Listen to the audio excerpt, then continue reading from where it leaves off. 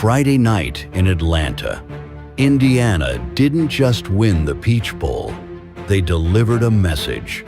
On the very first play of the game, D'Angelo Pons set the tone, jumping a Dante Moore pass and taking it the other way for a pick six.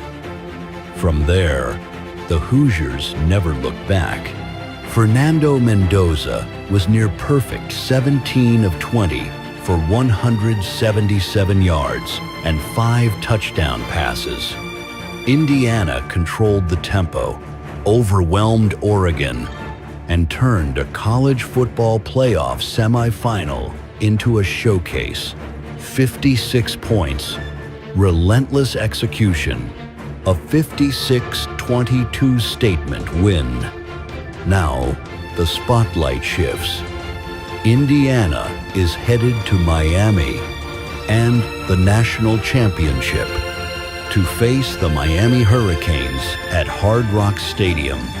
This is Hoosier Football Tailgate, and it starts now. Raiola. And picked off! Up the sideline! Indiana! Asbury! Walking them down! Woo! IU! America! They got a football team now!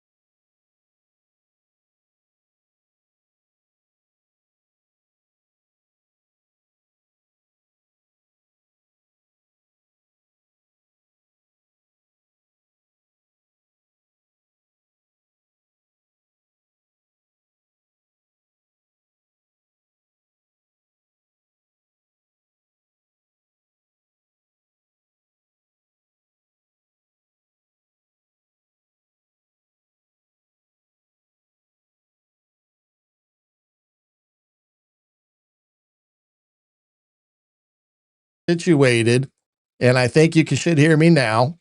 And got everything is situated now. But thanks for joining us here for the next hour here on the Hoosier Tailgate Live on thehoosier.com.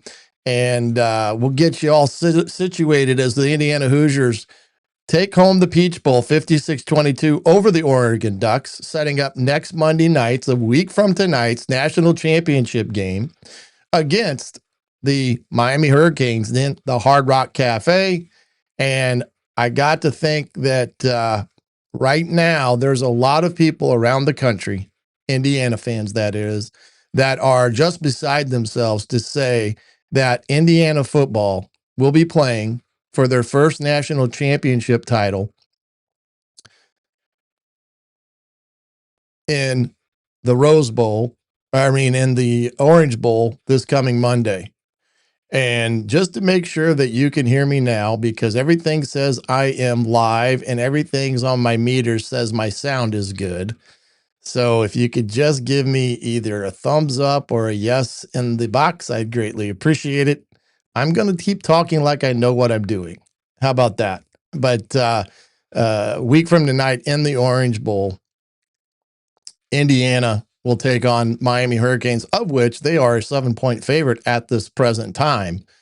And, you know, that game on Friday night was more than Indiana just making a statement. It was a full throttling of the Oregon Ducks, who made a multitude of mistakes. And we can now talk about what we've said before about these razor thin margins that go on in these type of ball games, that when you make mistakes like Oregon did against a good football team, they make you pay for it and they make you suffer for it, because it usually results in points. Indiana had 21 points off of Oregon's turnovers. Again, they scored before the halftime in the last 2 minutes of the half. 13 out of 15 games, something like that, they've scored before halftime.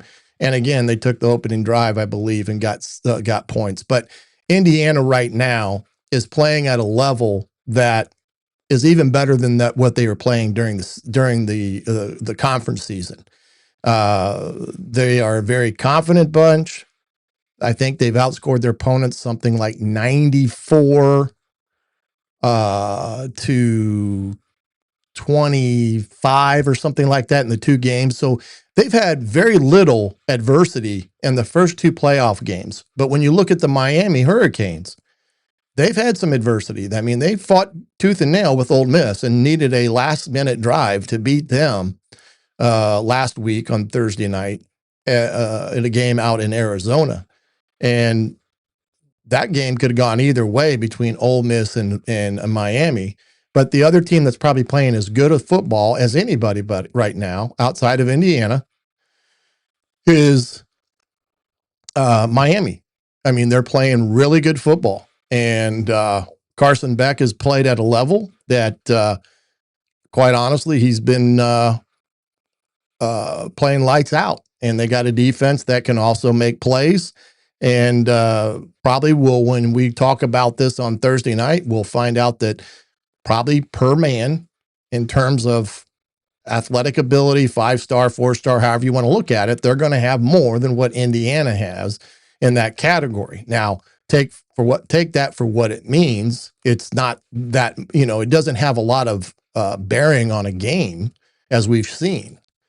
But it does say that Indiana, that's how well they're going to have to play again to come away with their first national championship there at Hard Rock Stadium in Miami's backyard. So it's no easy task, but let's first get through this one. We'll get to Thursday a little bit later. But when you think about all this and you get into some of the storylines that we have seen here of late, first thing I wanted to touch upon was this transfer portal, of course, that is currently going on. It will come to an end 2 days from now. And now those that have been in the playoffs, they get like an extra 4 or 5 days in the portal because of being involved in the playoffs. But Indiana, again, has had some great pickups in the portal thus far, picking up 2 more today. A.J. Harris, a corner from Penn State, who is a really good player, another player that, brings Indiana a good cover corner. He's 6'1", 195 pounds, and he's a kid that just committed today, as did Shaz Preston, the kid from Tulane. And this kid is a dynamite player as well that will add to this Indiana lineup in weeks and months to come. Now, of course, they've had some guys that have jumped in the portal, one being Jaja Boyd and Dontre Henderson. Both of those, Jaja Boyd is a cornerback and Henderson is a safety. And when you look at that, it's a couple things there to consider when we talk about these guys, Andrew DePepe and William DePepe, who those 2 kids just committed to UMass today. There's a couple things that goes with the portal. It goes good and bad. Good because you can find some really good takes like they have in terms of the players that Indiana has brought in. And it's one of those things that when you can pull in that talent, it's really an opportunity for them to get some replacements for guys that they're going to lose either by graduation or going to the portal at the same, or going to the league, coming out early potentially. But the bad part of it is this. The bad part of the portal is the potential of upsetting the apple cart. Kurt Signetti did say last Monday, he had some issues with some players that had some hurt feelings because they brought in portal commits at the position that they're playing, and he had to deal with those emotions in the midst of going to get into the national title game. And you can just summarize who some of those may have been that he had to deal with. Now, I don't know for a fact if Alberto is one of those because they bring in Josh Hoover, but you can just read between the lines that the Jaja Boyds, the Dontre Hendersons are guys that may have been impacted by positions that they play, that they brought in upperclassmen that they're going to probably be in front of come the spring and next fall. So it's a good, bad situation when you think about the portal. It hasn't impacted Indiana in the way that it may in a negative light to a degree, because their depth has been so depleted since Sig has gotten there and he's had to rebuild it. But now he's into his third group of recruits. That means they're going to be juniors a year from now. You got guys that are in the program that have been biding their time and maybe feel that they're ready for that next step, but they bring another guy in and that kind of ruffles some feathers. And therefore you're dealing with things that you really shouldn't be dealing with as a head coach right now in the midst of this national championship run. But because the calendar is the way it is, it's one of those things that is unfortunate that they're dealing with. But overall, right now, Indiana has got a really good class of incoming kids into from the portal. They are still in need, and I saw somebody had mentioned this before, offensive linemen. There's no question about that. And another one that talked about Brock Schott, the kid out of Fort Wayne Leo High School up here in the northern part of Indiana that they got, who was at Miami and has transferred into the portal and is coming home to Indiana, a team that Indiana recruited that kid pretty hard. So they're very well aware of him. And so right now, portal wise, you got to feel pretty confident where you're at. Yes, you're going to maybe lose some guys in the portal, just like they have because of many different things. But again, until they get this portal thing ironed out, coaches are going to deal with things that they don't want to deal with, especially in the midst of a championship run. And that's just that's just the facts of the matter in that respect. So, some of the they've got a good group of guys coming, but I think they could use one or two older guys in the mix, in that respect. So I do think it's going to be a thing that they'll get. And I think they got a good chance of the kid from Wisconsin out of the portal. And yeah, George, correct. I have broadcasted quite a bit of Brock Schott's former high school games, and he is every bit the player that he is, and he'll be a great addition to that Indiana program, especially at the tight end spot. But again, when you get into this week now, you're getting into the national championship storylines. Remember, guys, get over to the Hoosier.com. There is a ton of information, just not on the portal, but some of the big pickups that they got from the Army Navy game that was this past weekend for the high school kids. We got a couple big time recruits that are 4-star, 5-star type of guys.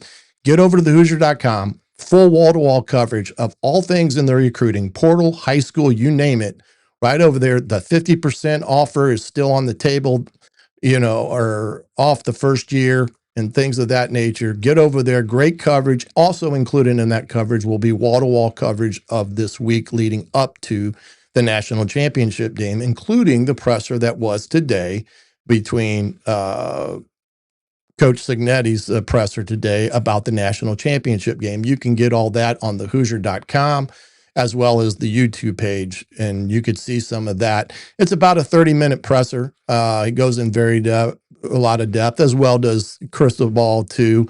So it's interesting. Both of those guys have ties to Saban, and both run their program pretty similarly in terms of what they expect as the standard, and they both have coached to that standard. So you're getting a pretty good look at it.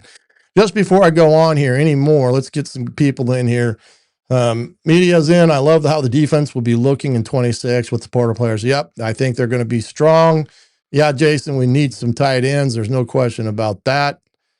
Yeah, Mario, he is a ball player. That is for sure. My daughter giving me advice on how to turn on my mic. I appreciate that there, Ash, as she's telling the old man what he needs to do. So if I wasn't for my daughter, I'd be lost, as they would say. But thanks for everybody stopping in and being a part of tonight's episode as we get going on here. But again, national chip storylines, there is a ton of them. Some of the qualifications of this being that is this Indiana team the greatest sports story of all time? And I don't know if you could sit here and say one thing of this or the other.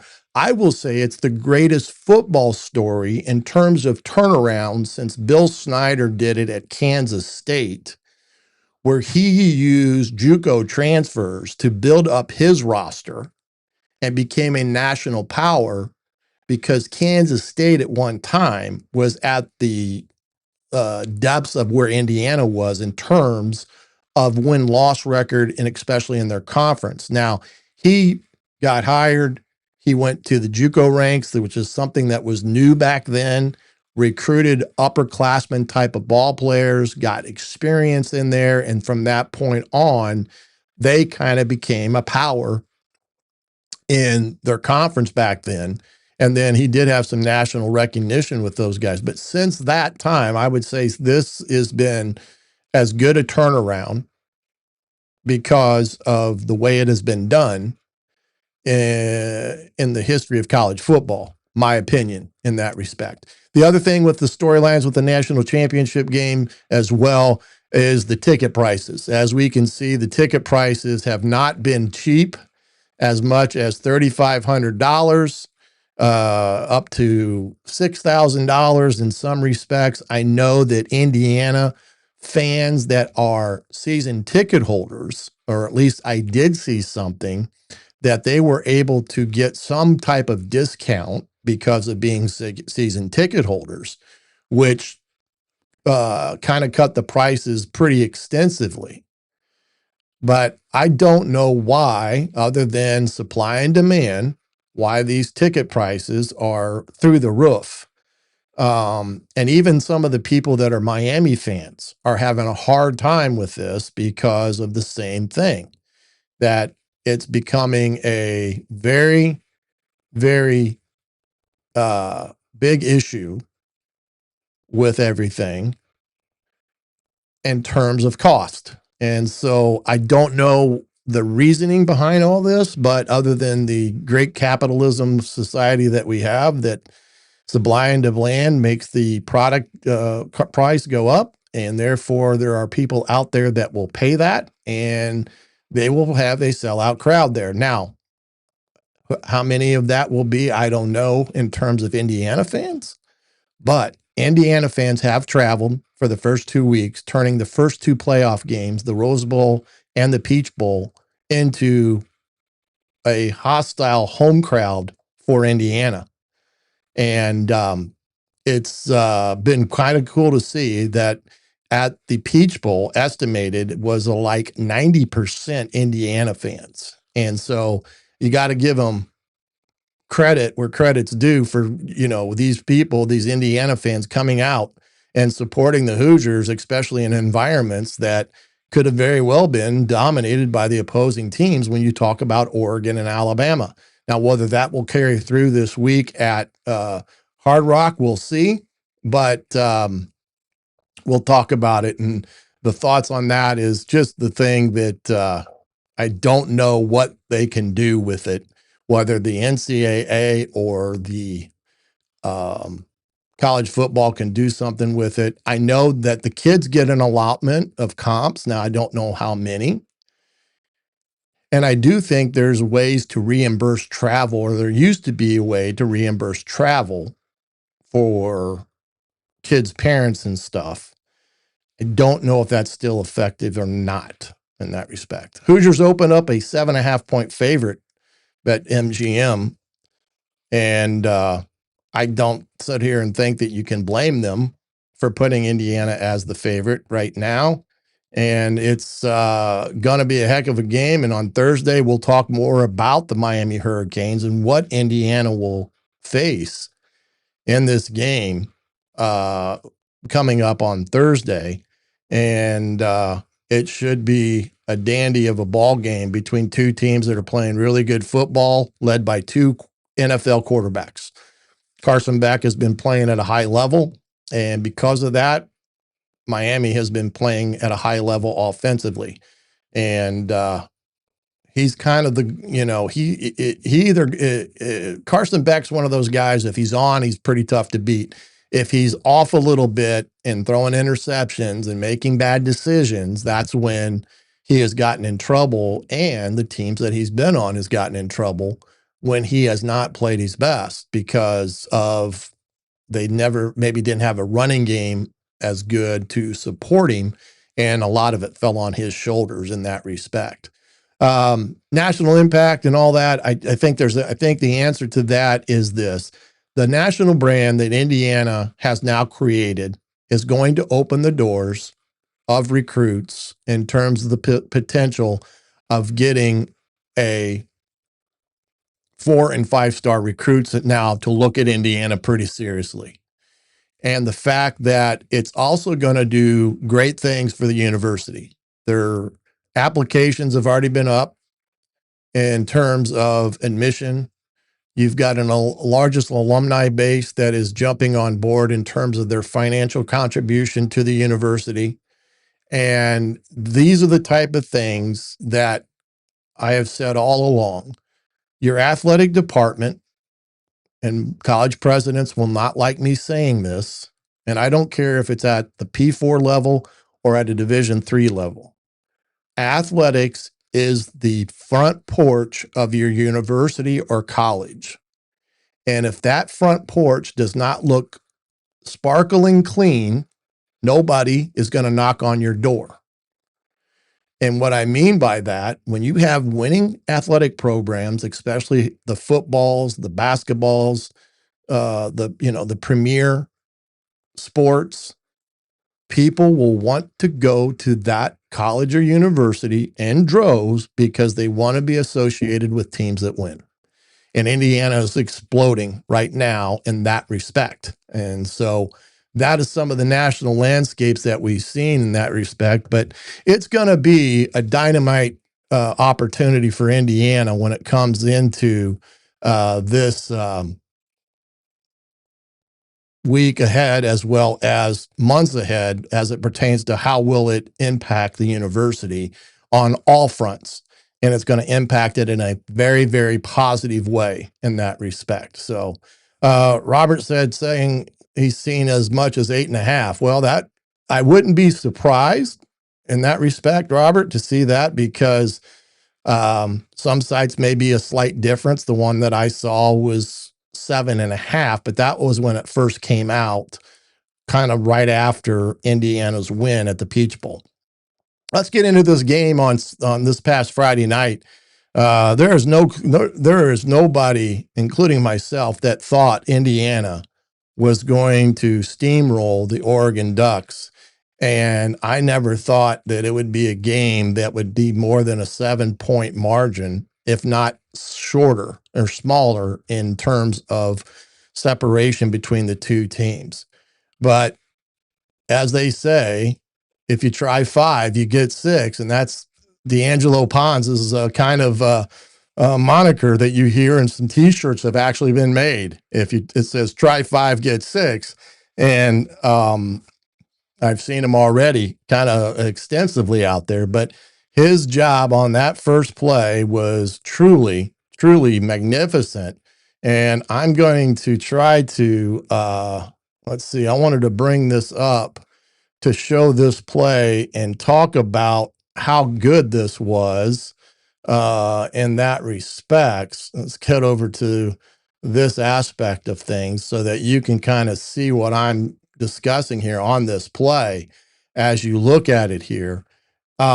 Indiana, this is one thing that this defense does a great job of. And right now, when you look at this, you're getting a shell look by the defense. 2 high safeties, pre-snap look, pretty defined in that regard to the quarterback. So you think of this and you've got 5 guys at the line of scrimmage, 2 linebackers. You've got like a pretty good look here at everything. The one thing that you want to look at is D'Angelo. When you get people that condense their formations, they're going to put their corners with leverage on the outside to keep the outside leverage, because they don't want to give up the outside, because there's a lot of room to the boundary in that respect. Now, at the snap of the ball, what you're going to see is an immediate rotation by Indiana, where Kamara is going to drop here. D'Angelo is going to kick this third. He's got that third,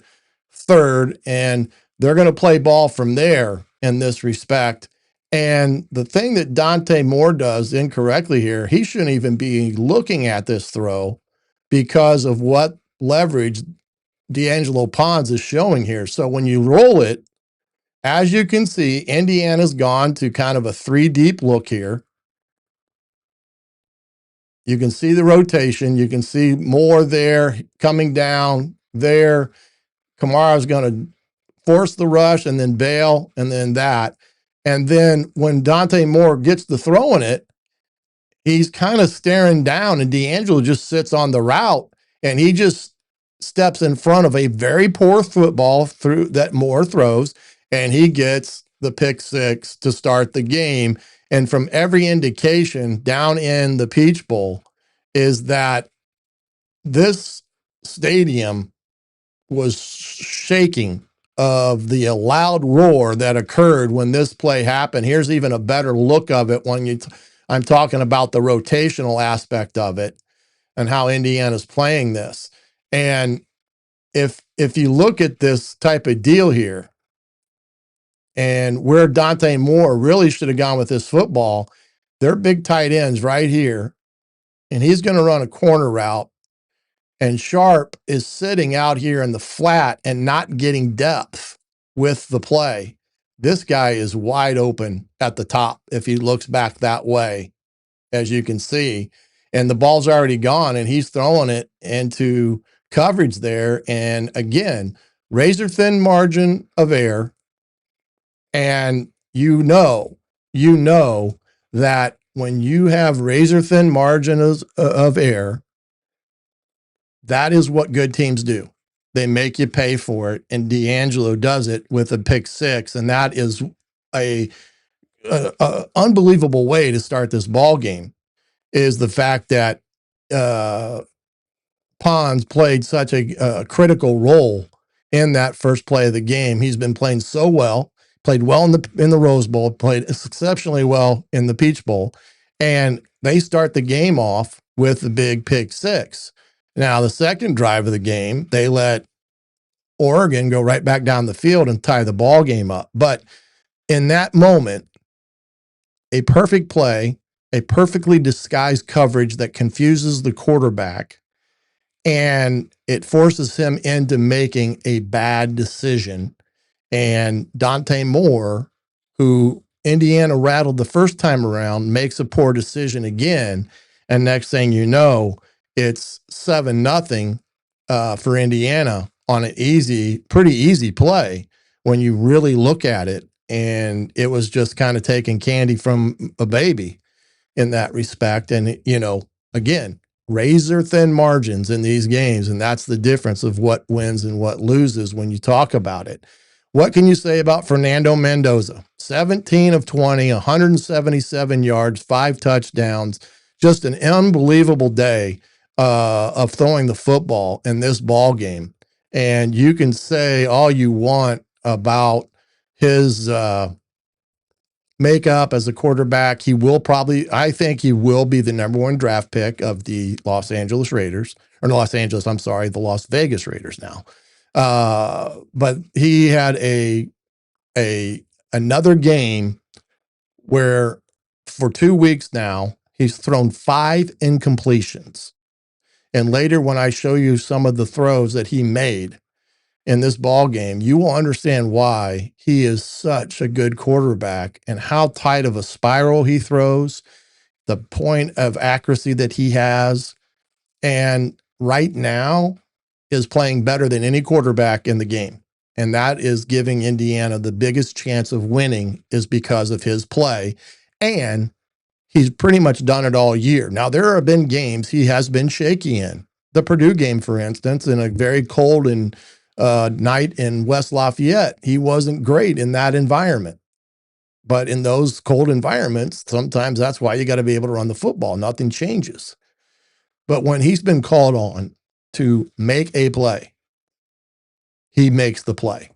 And that is just something you don't see a quarterback do as consistently as he's done it, unless you've been in the NFL for decades and you're Aaron Rodgers or Tom Brady or things of that nature, that it's second nature to them to go out and make a play that, provides big plays for their offense. But again, everything that Fernando did was flawless. The efficiency was crazy. He's just an elite quarterback in that respect. He's just an elite quarterback that does things at a level never seen before. And I also, again, will commend Coach Shanahan and their game plan, offensive game planning that they've had for 2 weeks has been on point, and it's allowed this offense to get themselves in rhythm, including Fernando, but also their run game. And their run game on Friday night was, again, pretty darn good. I think they had up 185 yards on the ground again. And while they didn't roll up the big numbers in terms of total offense and, the PlayStation type of numbers, they did what they needed to do to take control of a ball game that got out of hand pretty much by the third possession of the game in 21-7 after a few turnovers.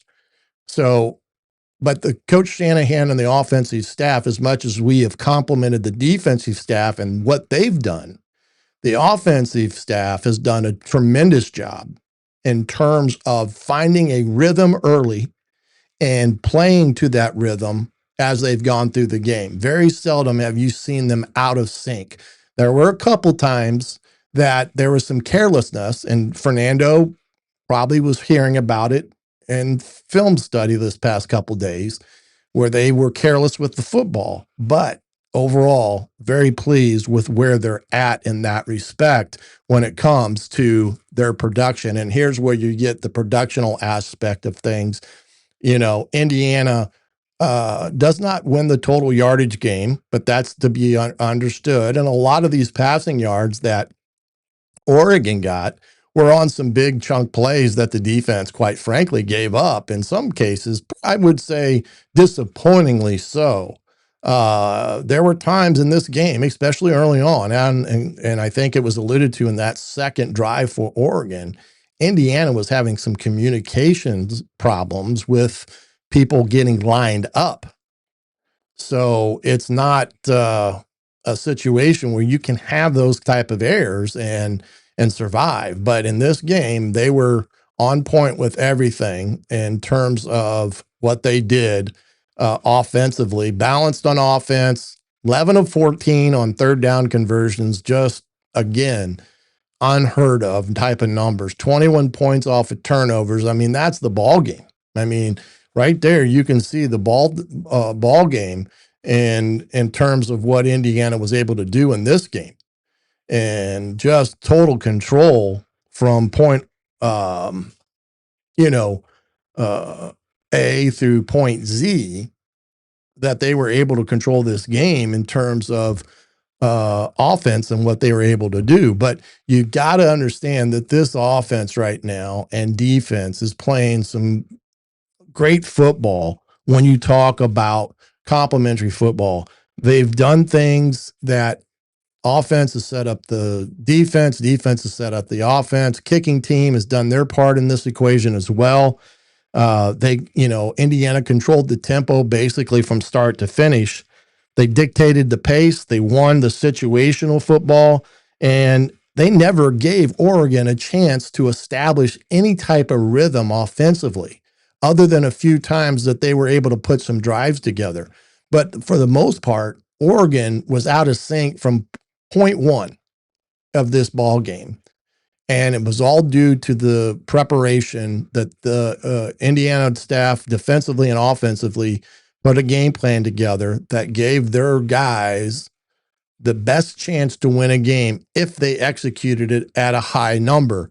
And they very much did on Friday night when you look at it from the perspective of what happened in that ball game. And, I have a lot of respect for Dan Lanning. He was very complimentary of this game, of Indiana, and everything that went on in that game. And he understood that they gave away a game in the Final Four because of mistakes that they made and mistakes that they had not been prone to make. That is a credit to Indiana's defense in that respect and Indiana's offense. But the thing about it is that when Indiana plays the way that they've played for the last 2 weeks, they really demoralize the opponent because of how they play. And you see the opponent scrambling on both sides of the ball to find some type of consistency in their game. And it's just nowhere to be found. It's just so smothering that it's almost as if by the time they get to halftime, the ball game's over. And for the most part, because the opposing team has no answer. And that is a very hopeless feeling as a coach when you can't move the football a lick and you don't have an answer to how you should go about moving it, because the team across from you is just better than you are from A to Z. So again, preparation, the coach plan, everything that went through it from this game was just miraculous in what Indiana was able to do in this contest and get a big win in the Peach Bowl. Hey, we're going to step aside real quick. Hear some from Fanatics and BetGM, proud sponsors of the Hoosier.com and your Hoosier Tailgate as well. Fanatics, of course, you can get all your gear there, including Peach Bowl championships and things of that nature. And if you're going down and to the national championship game, get over to Fanatics, get you some gear that promotes Indiana football and the championship season they had. When we come back, we're going to talk about that defense, get to the Coach Griff's video room as well, and answer the most important question that's on your mind. Will the old coach be in attendance at the national championship game? All that and more right here on the Hoosier.com. Hoosier Tailgate Live. We'll be back right after this. Hoosier fans, listen up. This is the coach, Shannon Griffith. And if you're gearing up for the game day or gearing up for the holidays, the Hoosier Tailgate storefront on Fanatics has everything you need to rep the cream and crimson in style. From official Indiana Hoosiers game day apparel, hoodies, hats, and sideline gear, to tailgating essentials and accessories, this is your one-stop shop for all things Hoosiers. And with the holidays right around the corner, it's the perfect place to grab cold weather gear, stocking stuffers, and IU gifts for the whole family. And here's the kicker. When you shop through the Hoosier Tailgate storefront, you unlock exclusive discounts across Fanatics. More Hoosier swag, better prices, and gear you won't find anywhere else. Ready to load up your cart? The link is easy to find. Just head to my Hoosier Tailgate Twitter page and hit the link in my bio. You can also find it in every YouTube description and all of our Hoosier Tailgate podcast episodes on your favorite platforms. So don't wait. Rep the Hoosiers proudly and save big. Visit the Hoosier Tailgate storefront on Fanatics today, because the best fans in the Big Ten deserve the best gear in the Big Ten.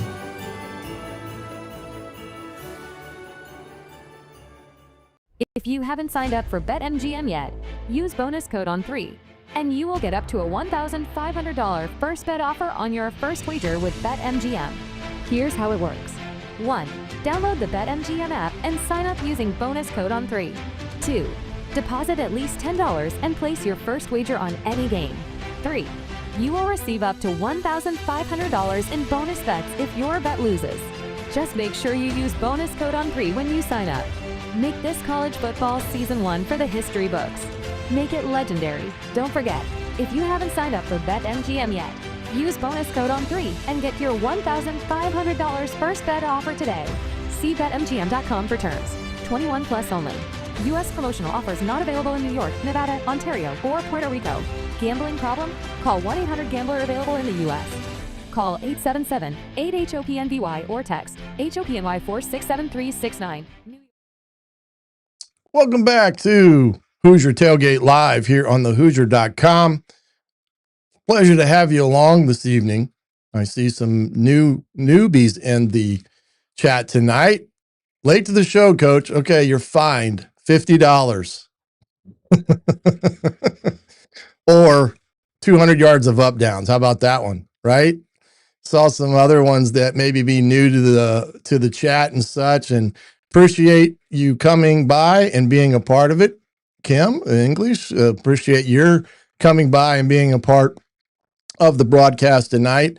And we hope that you enjoy the show. And again, trying to give you the best coverage on Indiana football that you can find out there on the great World Wide Web. And for that matter, we try to get you each and every week up-to-date information about games as well as recaps of games.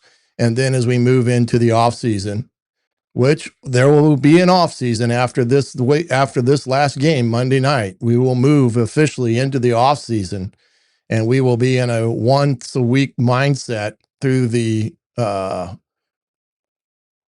most of March or most of February and up through the time spring ball starts. But we'll get more into that once we get by all of the fun stuff first. But, talking about this defense again, they won the night, and we've said along the defense has been something that you would say has carried Indiana for the most part of the year. And I don't mean that as a negative towards the offense, because don't get me wrong, the offense has been superb. But Indiana's defense has set the tone in many different ball games by what they have done. And nothing was like it was on Friday night when Indiana's defense opens up the game with a pick six. Now, you don't want to see what happened the second drive after you get the big pick six and you let them go down on a 11-play drive, I believe, and tie it back up. But at the same time, that's when the offense steps in and Russell's back the lead on their first drive of the game. So, but again, the domination of Indiana's defense in this ball game was just something to behold. They had, I think, 3 sacks, The turnovers, of course, you had, I think they had somewhere in the neighborhood of 10 TFLs on the night. Again, how about Ndukwe? How about that kid? You lose, Wyatt. You lose Stephen Daly. The end of the world is coming because we lose Stephen Daly to a freakish injury in the Big Ten championship game after the celebration. And everybody is thinking, oh no, we are finally going to be exposed. Or at least that was some of the mindset of some of the experts, at least they were there. But Daniel Ndukwe comes in, and that kid had a hell of a game in Friday night. I think he had 2 sacks. He had a forced fumble, the block punt. I mean, just a miraculous game. And that's a credit to that kid to staying engaged, waiting when that opportunity was given to him, he was able to take it and run with it. Because if he would have gone out there and fallen flat on his face, he probably may have not gotten another chance. But because he waited his turn, but still was working his craft, preparing in the background, when the opportunity to play and rise to the occasion like the kid did, he went out and made plays. And as Brian Haynes would say to you, it's the next man up mentality. And it doesn't matter who's playing at the next position or who's the next name called, because they are fully aware of the guys that are tuned in and locked in each and every week when it comes to being ready to play. And that Friday night, Indiana's defense and Daniel showed why. When your number's called, you got guys stepping up and making the play. And Indiana has been able to do that all year long in that respect. So good for Daniel and what he was able to get done in that game, and led to some of the big plays that kid had. And it was just a great thing to see when it comes to seeing kids like that get an opportunity, rise to the occasion, and make plays. And he's done it for 2 weeks, but it really came to the forefront in the Peach Bowl. And he's going to have another great week. There's no question they're going to have another great week in that respects and stuff. Yeah, Tony's pretty good, Brian. I don't think there's anything that you can say about that kid. He's fast. He should be a senior in high school, but he reclassified, and he is a dynamite player. We'll have more on him on Thursday, of course. Let's move ahead to these objectives that we talked about in my pregame primer prior to this Peach Bowl. Offensively, when I looked at it, I thought the offense hit about every one of these. They did not have many second and longs and were able to stay on schedule for the most part. They did dictate the pace of the game. They didn't change much tempo, I would say, but they did dictate the pace. They neutralized the 2 edge rushers that I talked about, and how good those 2 end rushers for Oregon were. But again, Carter Smith and whoever they've used at right tackle, you could talk about all 3 of those guys that they've circled in there, but they've all done a great job. That whole offensive line as a whole has done a great job. And the edge pressure that Oregon loved to utilize in their pass rush was fairly neutralized. They didn't have many negative plays at all. There were a few, but not many. And their red zone efficiency, again, was lights out when it comes to what they were able to do once they got the ball inside the red zone. On defense, they did get Oregon off schedule. They did that. They did not eliminate the explosives. There were quite a few explosive plays for Oregon. Now, Indiana did ultimately have more explosives, I believe, than Oregon did. But Indiana let some explosives that they have not gave up in quite a while. And They had them once back at the 1 yard line. It was 3rd and 11. They threw a streak down the left-hand side and they made a play.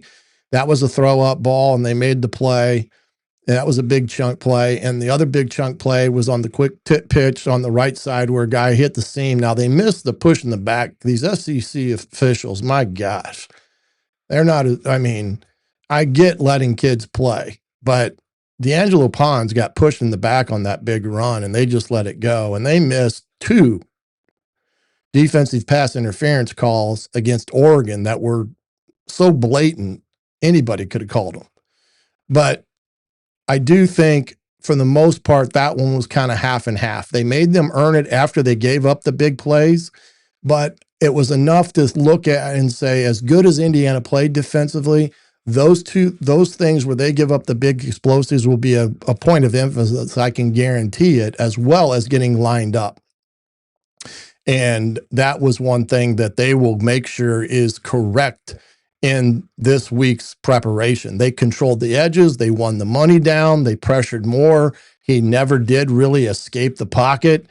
They created the turnovers, and they, I guess you could say, didn't win the red zone into a degree, but for the most part, I thought they controlled the game defensively enough. And those are just one of those things where when you give up the big play, that's where you get hurt defensively, because it ultimately usually ends in a score.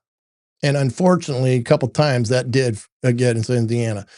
Kicking game played a big part of this. They won the field position battle. They set up the score with a block kick. They were definitely 100 plus on all their PATs, and they were definitely alert all night for all the different possible fakes that Oregon could have ran, and they never did. And again, they just played lights out when it came to special teams again. Indiana did, and that was one of the things that I was so impressed with when it came to analyzing this ball game A to Z for Indiana. Let's head over to the Coach Griff's video room here, because I want to get to some of this video that shows some of the things that this Indiana defense did in this game, and some things we'll bring to the attention of it. This is the big touchdown off of that second drive. And again, Indiana is showing kind of a soft shell, and they're rotating to kind of a robber look, cover 3 look. And D'Angelo basically is going to have to play 2 with underneath help from the linebacker here. But remember, in the pregame, I said they were going to try to get their big guys down the middle of the field, and they do it here with what we call a nod route, where this guy will nod to a corner and then break it to the post, and that's what the first score was. And if you watch it here, you can see what they're doing. They're really doubling on the inside number 2 here, bringing pressure off the edge. They do a good job of picking it up, but they get the big nod to number 9, and there's not much you can do there. And that nod keeps D'Angelo enough back in that back third that he can't help, and it's too late. And they get the big touchdown that ties the game back up in that respect. 3rd and 2 play here, big play here, 14-7, 3rd and 2. Kamara makes a great, look how fast he is here. Boom, gets in that gap, makes the play, and then Jonesy's there to make it, and Lewis Moore. And again, the team defense that's on display by these guys is pretty darn good. Getting a number of guys hats to the point of attack. This is one of the turnovers. Again, fluke. This is an RPO that they're running here. And again, because of where he's aligned and where Isaiah Jones is aligned, he's thinking, I'm going to pick it up and throw it out here. And what happens is the running back doesn't clear him and knocks his hand. And next thing you know, the ball's on the ground. There's Kamara, there's Landino, and Indiana has the ball on the 2-yard line, ready to go in and get the big score. Here's another play on 2nd down. Great job here. This is one of those plays that shows how second effort gets you the play on this twist at the top. Watch Tucker up here. He's going to fall down or slip, but he gets up and then he makes the sack. Down he goes. Second effort, boom, right there. And just great effort by the D-line at that point in time. And then here is one of Van Duque's sacks on 3rd and 12.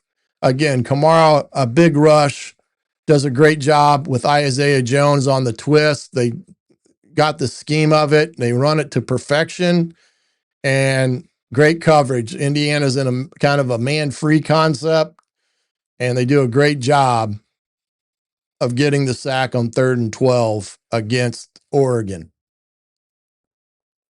And here's the other sack that Nduque gets but causes a fumble. What you're going to see here is a big twist. He's going to come up and then he's going to rip underneath, and that's what's going to free him up right there. Boom. Landino does his job, gives up his body so his teammate can go make a play, and he does, and there it is. That's just perfect, and Landino, because of his effort, gets the big turnover. 3rd and 7, again, this is right before half. There's this nod, there's the nod route again, and Indiana is going to have to be really cautious of this because this is something that Miami will try to exploit, and they're vulnerable right there by what they're playing. And this is a good job by Dante Moore reading the coverage, understanding it, and making the throw. But it didn't hurt them because they missed the field goal right after that. And then this is one of the big plays right here on the quick pitch. Again, the ball game, listen, the ball game is totally in hand, right? And there's nothing there that's going to say, oh, why did they give up a big play here? But I guarantee you, because Indiana has a standard that they play for, this play will be talked about in the meeting rooms come the other day because it cost them a big play. And what happens is here, they get out of sorts, and you got to play over top of things sometimes. And Fish comes underneath, think he's going to get it. He gets picked off. This guy's getting double teamed. Sharp does what he's supposed to do by just turning it in there. And we got guys diving. Isaiah Jones tries to make a play, misses. And then we miss there by Lewis because he's trying to dive and get him. And next thing you know, it's 88 out the gate. Now, here's the push in the back that I could not believe did not get called. It is as clear as day right there to me. That's a push in the back all day long and even on Sunday. And why that wasn't called, I have no clue. But that to me was a push in the back all the way. Great effort here by Hardy and Farrell to prevent it from being a big touchdown, but then they got it in the next play. We'll come back to that kick, but here's that 3rd and long where this should not happen. I mean, everybody's in great position, but here's the thing. Sometimes they make plays too, and this kid made a great play over D'Angelo on a throw-up type of ball. So there's times where you look at that and you think, oh, why did you give up that play, 3rd and 12? Well, you can't. Those are the plays that you don't want to give up, especially after you have a great play by your punt team, downing it on the 1-yard line, and next thing you know, you give up the big play, and it hurts you in that respects. Now, looking at some of these offensive plays quickly as much as we can here, these are some of the throws that were made. This is a contested throw. Again, back shoulder, perfect execution, and there's nobody better using his body than Surratt. I mean, this kid doesn't have a prayer of defending that. And why pass interference wasn't called there or not, I don't know. But again, those type of plays are few and far between. This ends up being a big play. 3rd and 4, Nowakowski Good route. Like to see him push it a little bit more vertical. But there's a kid out of Wisconsin that everybody said he couldn't catch the ball. Roman Hemby with a big run, offensive line getting it done again. It's just they just do a great job with their scheme and have done the last couple games. And this is a great gap scheme. I love this play. Outside zone concept. Look at the guard pull or Carter Smith. And what they do is they bring in another extra O lineman and put him at the back, this tight end position to get an extra body in there. They pull in Carter, they're pulling Coogan, and this is blocked to perfection. Boom, boom, and down the sideline, Roman goes, and that's a big-time play when you think about it. And then here's an RPO.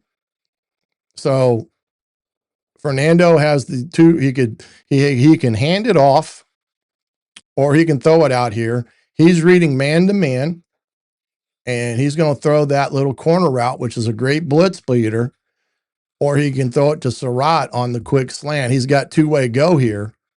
And so he decides to throw it, dart to the end zone, and that was put him up 14 at that point. And here's a better angle from it, from the ESPN copy, as you can see the RPO action here of what could have happened in that case if they wanted to. But there's been some creativity here by Indiana. This is an unbalanced set. They got the extra tackle in there. And this is the creativity I talk about with this offensive staff. When they do some things, this is a heavy run set, of course, but now they put a pass play in it because they can have these two guys on the south side, their two best receivers, and just a great throw and catch given them there. This is after a nice run. Keelan Black blowing it in from 1 yard line. Again, guys coming off the ball and getting it in the end zone is the key thing there. And then here is another contested throw, back shoulder. And I think Fernando's gotten better at this throw than he was earlier in the year. The back shoulder stuff, I do think he's done a great job when it's come to that. But here's the play action pass over the top to Charlie B, who a kid that has just been tremendous all year long. When he's another kid that's got a shot at it, this puts up Indiana 28-7, and that's pretty much the ball game when you think about it there. But I do want to show you two of the kicks that ultimately played a huge part in this ball game. Here's the one punt. Charlie Becker gets down there. He's the gunner at the top, and he gets down there to make the play at the 5 yard line. So here's a guy that's playing a lot of snaps, also on kick team. This is Ndukwe and his block. You're going to see it from this angle here. He does a great job. Boom, right there, gets a hand on it. And from that point, Indiana is rolling for that entire game, as you can see there, that Indiana was very, very good all night long. And I could have gone on and on with all the different clips, but those were some of the ones that piqued my interest, especially on both sides of the ball in the kicking game. Why you need 3 phases to win a national championship. Indiana's doing that thus far, playing really good football in all 3 phases of what they've done thus far on the year, in terms of what they've been able to do on their offense and defense and special teams thus far. So what do you think? I think it's gotten better. I think it can get a lot better. He sometimes gets a little bit too happy in the pocket, but it's not too bad because he's always in a great compacted position. And you can tell by his throwing motion where he gets that tight spiral. A lot of that is because he's got great transfer of weight. Can it be better? Yes. And that's something that they've worked on quite a bit. He's never going to look very natural running the ball. He's kind of this gangly kid because he really hasn't put on a lot of weight, nor has he put on a lot of muscular mass.